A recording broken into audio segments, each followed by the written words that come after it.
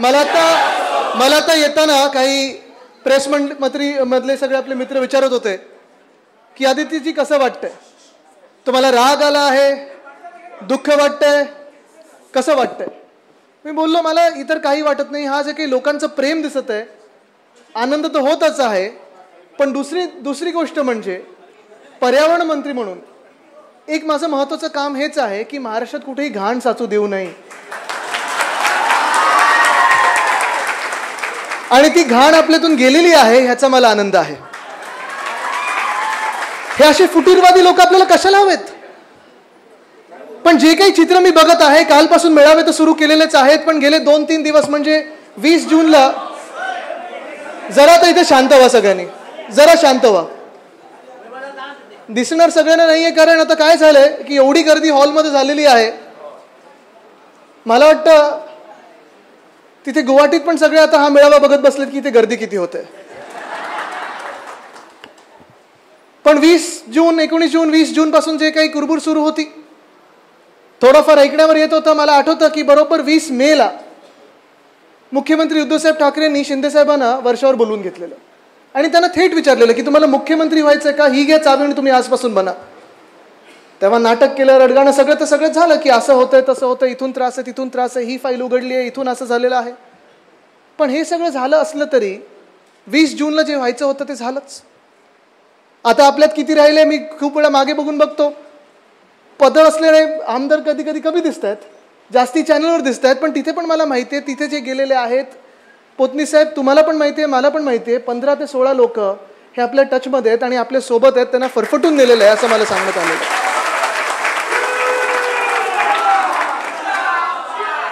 पण जे बंडखोर आहेत, जे फुटीरवादी आहेत, त्यांना माफी नाही, त्यांना क्षमा करणार नाही महाराष्ट्र, हे आपण शपथ घेऊन पुढे निघालेलो आहे. आणि आता तिथपासून बघायला येत आहेत आपल्याला काही पत्रकारच दाखवतात आपल्याला, व्हिडिओज फिरत आहेत. काल तर एक भयानक व्हिडिओ फिरत होता, तुम्ही बघितला असेल कसा तो व्हिडिओ होता.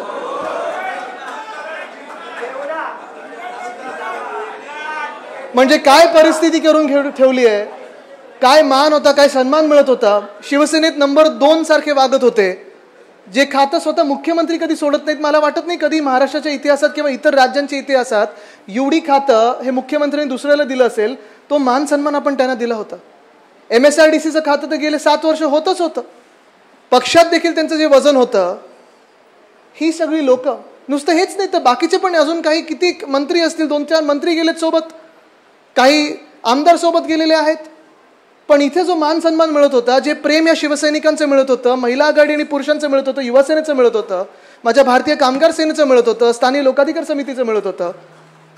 एवढंच नाही, नुसतं शिवसैनिकांचं नाही तर तुम्हाला अगदी एवढं पण सांगतो की आता नोव्हेंबरमध्ये जेव्हा मी स्कॉटलंडला गेलेलो COP26, तिथे पण महाराष्ट्र सरकारचं कौतुक चाललेलं.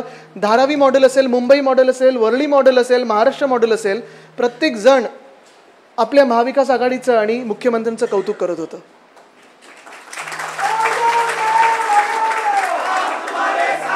काल परवाकडे जेव्हा मी डॅवॉसला गेलेलो, तिथे महाराष्ट्रासाठी 80,000 कोटीचे करार करून आलेलो आहोत. म्हणजे स्वतःसाठी नाही, स्वतःला विकलं नाही आणि विकणार पण नाही.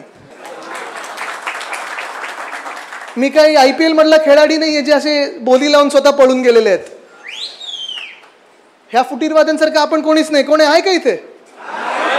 कारण आपले दरवाजे खुले आहेत. ज्यांना जायचं त्यांच्यासाठी पण खुले आहेत, ज्यांना यायचंय त्यांच्यासाठी पण अजूनही दरवाजे खुले आहेत. पण कोणासाठी? तर त्यांच्यातून जे चांगले आहेत, जे आपल्यातले आहेत, जे अजूनही आपल्याशी मनानी, हृदयानी, मनानी जुळलेले आहेत, त्यांच्यासाठी आहेत.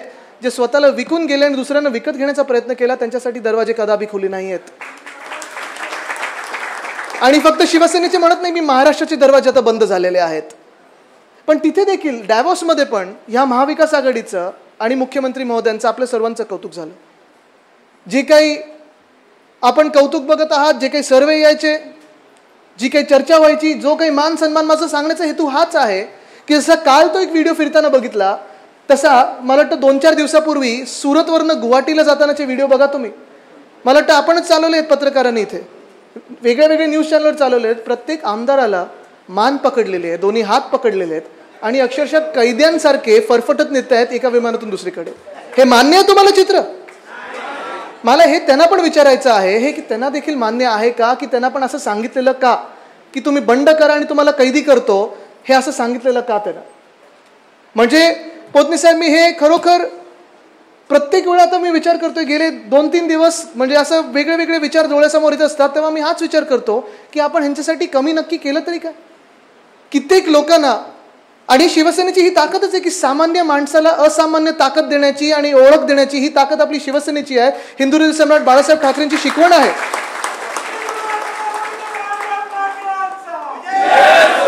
पण आता जेव्हा व्हॉट्सअप येत आहेत, अनेक व्हॉट्सअप येत आहेत, कोण टपरीवर बसायचं, कोण रिक्षा चालवायचं, कोण काय करायचं, हे कधीही आपण बघितलं नाही. उलट हीच आपली ताकद आहे की ज्याला आवाज नाही, ज्याला ताकद नाही, त्याला ताकद देणं ही शिवसेनेची ओळख आहे. आणि असं आपण काम करून दाखवलेलं आहे. पण आपण कुठून आलो, कुठे पोचलो, कोणी दिलं हे सगळं, कशामुळे मिळालं, कोण माझ्यासोबत होतं, हा जर विचार करायला लागले तर मला खात्री आहे की त्यांना पण स्वतःला आरशात बघायला देखील लाज वाटेल, अशी त्यांची परिस्थिती आज झालेली आहे. अशी परिस्थिती झालेली. आणि कधीही तुम्ही बघा, आपण महापालिकेचं तिकीट देताना असेल, जिल्हा परिषदेचं तिकीट देताना असेल, अगदी लोकसभेचं किंवा विधानसभेचं तिकीट देताना असेल, किंवा आत्ताच जर 2 उदाहरणं घ्यायची असतील तर राज्यसभेचं तिकीट देताना आणि विधान परिषदेचं तिकीट देताना कोणाला कोणाला तिकीट दिले आपण? राज्यसभेसाठी संजय राऊत साहेब, आपली जी तोफ आहे, त्यांना एक तिकीट दिलं आपण. पण दुसरं तिकीट आपण आपले संजय पवार, जे कोल्हापूरमधले सर्वसाधारण कार्यकर्ता आहे, एवढे वर्ष आपल्यासाठी लढत आले, त्यांना तिकीट दिलं आणि त्यांना पाडायचं काम या फुटीरवादी आपल्या आमदारांनी केलेलं आहे. दुसरं कोणाला आपण तिकीट दिलं विधान परिषदेत? सचिन भाऊ आहेर, जे आपल्यात आले, आपल्याला मदत केली, आपल्या सोबत राहिले, आज पण पुण्यात आणि कुठे शिरूरला वगैरे फिरत आहेत, असेच मेळावे घेत आहेत. आणि दुसरं कोणाला दिलं? आमशा पडवी नावाचा एक आपला नंदुरबार मधला कार्यकर्ता, कोणी नाव ऐकलेलं त्यांचं? पण उद्धव साहेबांचं प्रत्येकावर लक्ष असतं, प्रत्येकावर प्रेम असतं, आणि सर्वात मोठं म्हणजे विश्वास असतो. कधी कधी आपला अंधविश्वास आपण सर्वांवर टाकून पुढे निघतो. आता पण मी जे काही मुख्यमंत्री महोदयांबरोबर सतत बोलत आहे, काही सोबती जे आहेत ते पण सांगत आहेत, राऊत साहेब आहेत, अनिल देसाई साहेब आहेत, अनिल परब साहेब आहेत, पोतनी साहेब आहेत, आम्ही सतत चर्चा करत आहोत की नक्की चुकलं काय, ह्यांना कमी दिलं काय. आणि मग कधी कधी कोणी बोलून जातं की साहेब तुम्ही जास्ती विश्वास टाकलात, तुम्ही अंधविश्वास टाकलात. आणि तेव्हा परत साहेब बोलतात की शिवसैनिकावर विश्वास टाकण्याचा तर मग कोणावर टाकायचा विश्वास? ही परिस्थिती अशी आहे. बरं, बंड करायचं आहे ना, तर चला हिंमत दाखवून तर करा. अशा लाजिरवाणीपणे म्हणजे तुम्ही दुसऱ्याकडे जाता. एक तर मी काल पण हे बोललो आणि आज पण बोलतोय की खूप बंड असे होत असतात जे विरोधी पक्षातून सत्ताधारी पक्षामध्ये जायला बंड होत असतात. आणि आधी आपण बघितले, काही काही आता दिसत पण नाहीत, हाईट कमीच होत चालली त्यांची.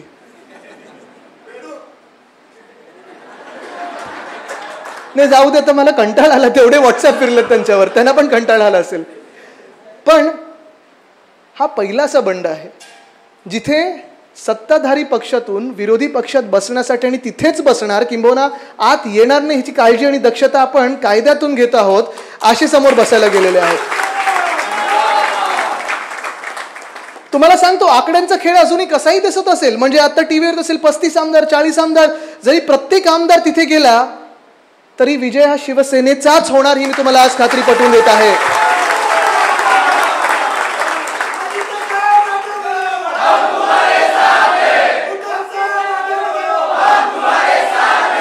उद्धव साहेबांनी मोह सोडलाय, जिद्द नाही, ताकद नाही. फुटीरवाद्यांनी, बिकाऊ लोकांनी पक्ष सोडलेला असेल किंवा नसेल, पण माझ्या शिवसैनिकांनी नाही.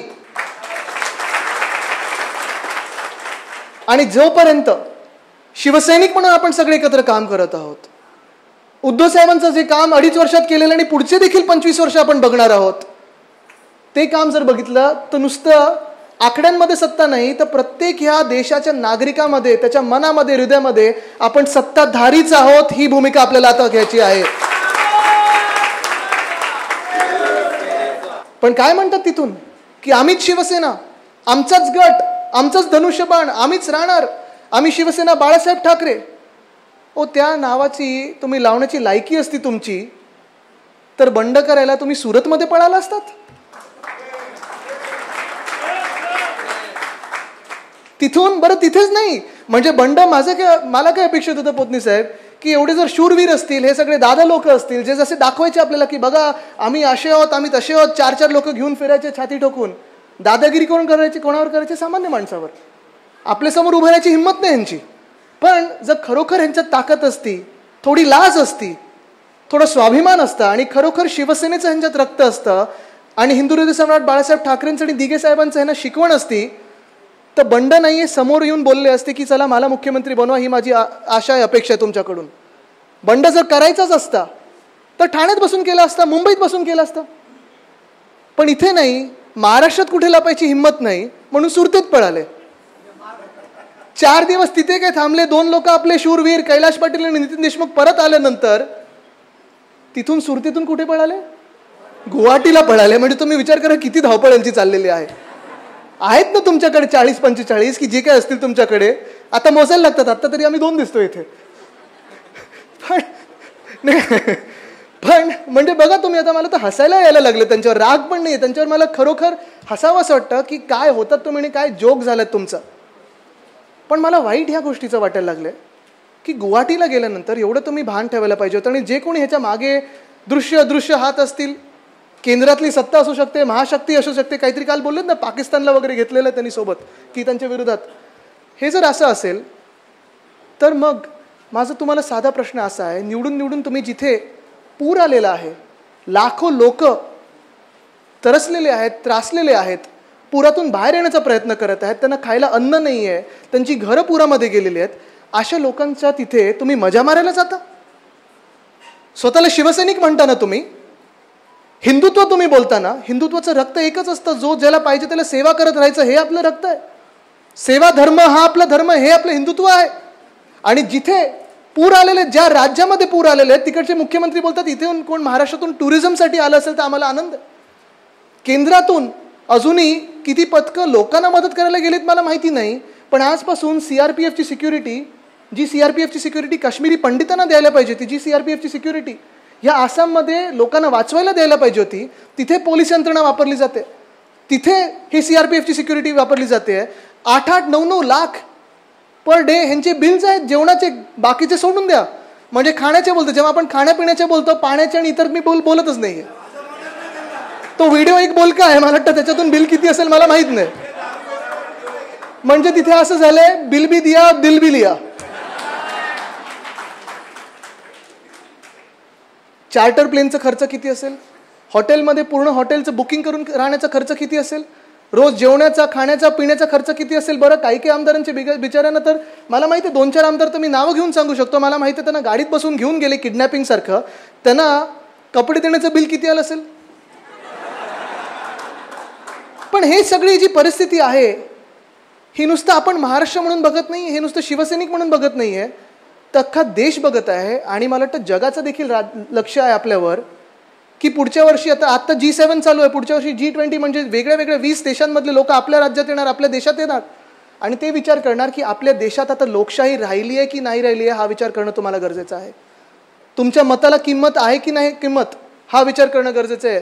की किंमत नुसतं ते आमदाराची जो स्वतः विकून गेलेला आहे त्याची किंमत राहिलेली आहे, हे देखील तुम्हाला विचार करणं गरजेचं आहे.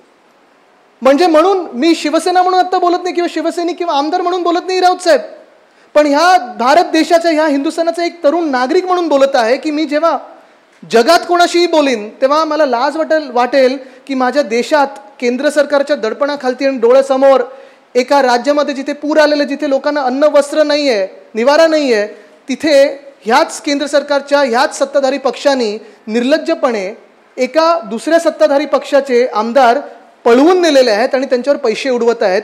ही मला लाजेची गोष्ट वाटते.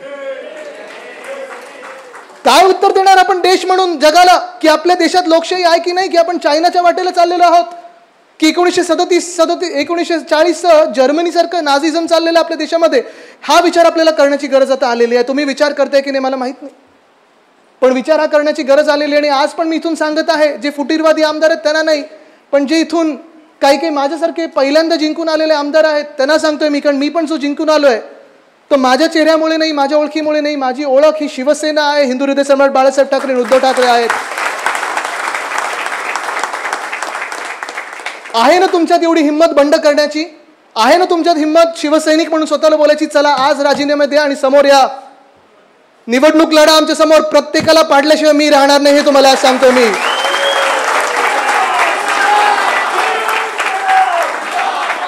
गाठ आपल्याशी आहे.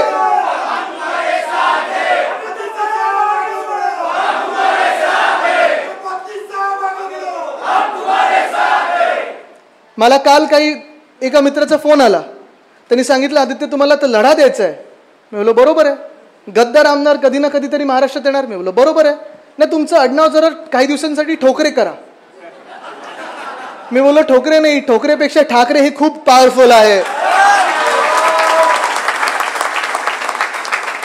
फ्लोअर टेस्ट आहेच ना, म्हणजे फ्लोअर टेस्ट कधी ना कधीतरी होणारच आहे.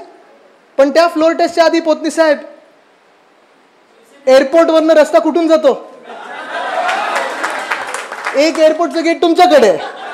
तिथे तुम्ही क्रिकेट खेळत असता. दांडीगुल कशी करायची तुम्हाला माहिती आहे. प्रत्येक शिवसैनिक इथे उभा राहणार आहे, बघणार आहे. कदाचित ते सीआरपीएफ लावतील, कदाचित आर्मी लावतील, कदाचित वरतून हेलिकॉप्टर आणतील, रणगाड्या आणतील. आणू द्या. मी त्या बंडखोरांना एकच चॅलेंज देतोय, चला या हाऊसमध्ये आणि माझ्या समोर बसा. उद्धव साहेबांच्या पण समोर नाही, माझ्या समोर बसा, पोतनी साहेबांच्या समोर बसा.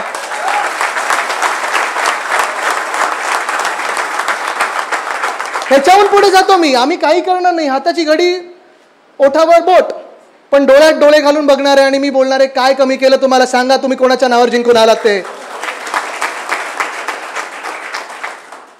प्रचाराच्या वेळी यांचे चोचले बघून घ्यायचे, तिकीट देताना यांची नाराजी काय असते ती बघून घ्यायची. आमदार झाल्यानंतर कोणालाही, मी अजूनही तुम्हाला सांगतो, प्रत्येकाचा लेखाजोखा घ्या तुम्ही. जे आता सांगतायत ना की ह्या युतीमध्ये आम्हाला कमी फंड मिळाले, ह्या युतीमध्ये आमची गळचेपी होती, ती हेच आमदार जे होते. एकांचा तर परत व्हिडिओ, ज्यांचे नेते आहेत त्यांनी कल्याणमध्ये राजीनामा दिलेलं ते पण माहिती आहे नाट्य काय झालेलं. आता तिथे गळचेपी व्हायची, आता इथे गळचेपी होते. म्हणजे ज्याला महत्वाकांक्षी एवढे राक्षसी आहेत त्यांना गळचेपी कुठेही होऊ शकते.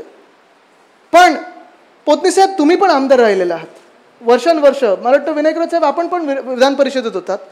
ते दिवसांचे तुम्ही मला फंड सांगा की 15 वर्षात किती फंड मिळायचा आणि आता मुख्यमंत्री उद्धव साहेब झाल्यानंतर किती फंड मिळाले. अमाप पैसा मिळाला आहे प्रत्येक मतदारसंघामध्ये. आणि ठीक आहे, पैसा तुम्हाला मंत्र्यांच्या मार्फत येतो, त्या खात्यातून येत असतो, तिथून फंड येत असतो. पण आम्ही जे काही फंड देतो हे आम्ही उपकार नाही करत. हे लोकांच्या कामासाठी आपण जनतेचा पैसा देत असतो. हा स्वतःला विकून घ्यायला आणि विकून द्यायला पैसा नसतो. ही लोकांची काम आणि सेवा करण्याचा प्रश्न असतो आणि प्रयत्न असतो. हा प्रयत्न असतो आपला. अनेकदा असं होत असतं की प्रसंग वेगळे वेगळे येत असतात. कधी ईडीची फाईल असेल, अजून काय काय असेल. 2-4 लोकांनी फोन करून सांगितलं की आम्ही लाचार झालो, आम्हाला काही पर्याय नव्हता, आता आम्ही तुमचेच आहोत. मुलं आता तुमचेच आहोत म्हणजे तिथे जाऊन काय बोलणार. पण दुःख काही गोष्टींचं मला अजूनही वाटतं, कारण अजूनही मला विश्वास बसत नाही की प्रकाश सुर्वेसारखा माणूस तिथे गेला असेल, मनाने तरी गेला असेल. पोतनी साहेब तो माझ्या ऑफिसमध्ये रोज बसायचा. प्रत्येक काम त्यांचं मी केलेलं आहे. रस्त्याचं काम असेल, फुटपाथचं काम असेल, SRAचं काम असेल, फॉरेस्टचं काम असेल, थेट मला मेसेज करायचे आणि सांगायचे आदित्य दादा हे काम करायचं. आणि मी सांगायचं डन, केलं, उद्या बघा. कुठेही खोटं काम केलं नाही. रस्त्यावरचं काम असेल, मी प्रत्येक ठिकाणी उद्घाटन करून आलेलो आहे. दिलीप मामा लांडे असेल, परवाकडे तर तो ते हातात हात माझ्या वर्षात घेऊन रडलेले आहेत. नाही, पण परवा माझ्या हातात हात घेऊन रडलेला माणूस जाऊ कसं शकतो. परवा पण पोयसर नदीचं त्यांनी काम आणलं. 100 लोकांना चावे वाटप करायचं होतं. म्हणलं लांडे बाबा 2 दिवस थांबा, आपण ते काम पूर्ण करून देऊ. मिठी नदीचं काम असेल, कित्येक काम. संदीपान भुमरे हा माणूस तुम्हाला माहिती कसे आमदार झाले, कसे मंत्री झाले. 5 टर्म हे आमदार होते. जेव्हा मी जनआशीर्वाद यात्रेत त्यांच्या मतदारसंघात गेलो आणि आज जर ते माझं भाषण ऐकत असतील तर त्यांनी तो प्रसंग आठवावा, सांगावा मला की मी खोटं बोलतोय. जेव्हा मी तिथे गेलो, असंच तिथे थोडं उघड्यावर भाषण चाललेलं आणि समोरून एक शेतकरी मामाने मला सांगितलं की साहेब भुमरे साहेबांना 5 टर्म झाले, आता त्यांना मंत्री बनवा. मी बोललो चला डन, मी साहेबांना जाऊन सांगतो की मंत्री बनवतो. मग दुसरे मला बोलले की पण राज्यमंत्री नाही, कॅबिनेट. मी बोललो ठीक आहे डन, मी जाऊन उद्धव साहेबांना सांगतो, त्यांना निवडून द्या. सगळे बोलले हो. तिसरे मामा उठले, ते बोलले पण खाता. मी खात्याचं बोलू नका, ते मुख्यमंत्री महोदय ठरवतील. पण अशी ही लोक ज्यांच्यासाठी उद्धव साहेबांनी पण सांगितलं चला हे 5 टर्म जिंकून आले, त्यांना आपण काम देऊ. बरं तुम्हाला आठवत असेल आता हे हिंदुत्वाचे पोस्ट टाकायला लागलेत. 2.5 वर्षात हिंदुत्वाचा चकार शब्द काढला नव्हता, ह काढला नव्हता त्यांनी. प्रत्येक वेळी माझ्यासमोर यायचे कॅबिनेटमध्ये, दादा मला काही पैसे मिळत नाहीत, जरा हे घ्या, हे काम करा, दादा मला फंड आला नाही. मी मागच्याच महिन्यात पोतनी साहेब थोडा आढावा घेत होतो की कोणाला फंड दिलाय मी आपल्या शिवसेनेच्या आमदारांमधून पर्यटनसाठी जास्तीत जास्त फंड संदीपान भुमरेजींना दिलेलं. म्हणजे मला धक्का ह्या गोष्टीचा वाटलेला आहे की हक्काची लोक जी हक्काने आम्हाला सांगायची की हे काम करा ते काम करा. संभाजीनगरमध्ये मी किती फंड दिलेला आहे, जयस्वाल असतील, शिरसाट असतील, कित्येक लोकांना आपण केलेलं आहे. आणि हे कुठेही उपकार म्हणून नाही किंवा माझा माणूस तुझा माणूस नाही. मला उद्धव साहेबांनी नेहमी सांगितलं, आदित्य, शिवसेनेत माझा माणूस तुझा माणूस नाही, हे प्रत्येक शिवसैनिक हा आपला असतो आणि असं आम्ही काम करत असतो, असं आम्ही काम करत असतो. आणि म्हणून तुम्हाला पुन्हा एकदा स्पष्ट सांगतो की काही लोकांना वाटतं की चिन्ह त्यांच्याकडे जाणार, चिन्ह जाणार नाही, धनुष्यबाण हा आपलाच राहणार.